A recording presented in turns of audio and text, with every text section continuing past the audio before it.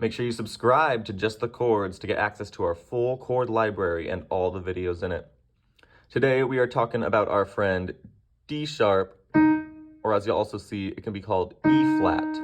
That's an enharmonic, which means it is two names for one note.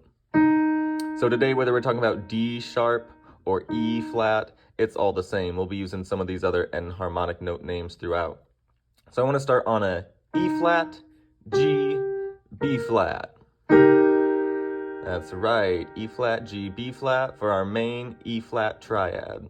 E flat, G, B flat. That's going to root us in everything we do today.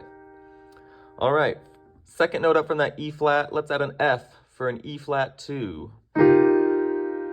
E flat, F, G, B flat. Some lovely color in that. For an E flat 4 or E flat suspension, we're going to give ourselves an E flat, A flat, B flat.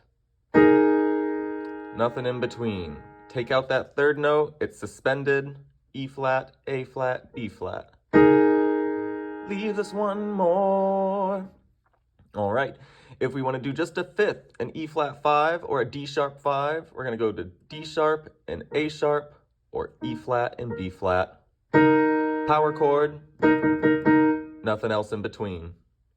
If we need an E flat or D sharp 6, get back to our main chord and add the sixth note up from that, which is gonna be a C. So it'll be E flat, G, B flat, C.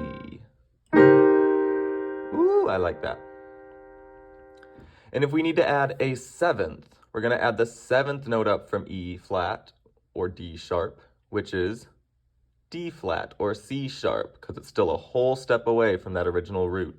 We'll spell this E flat, G, B flat, D flat. Give us something jazzy, or that could be D sharp, G, A sharp, C sharp. Like and subscribe.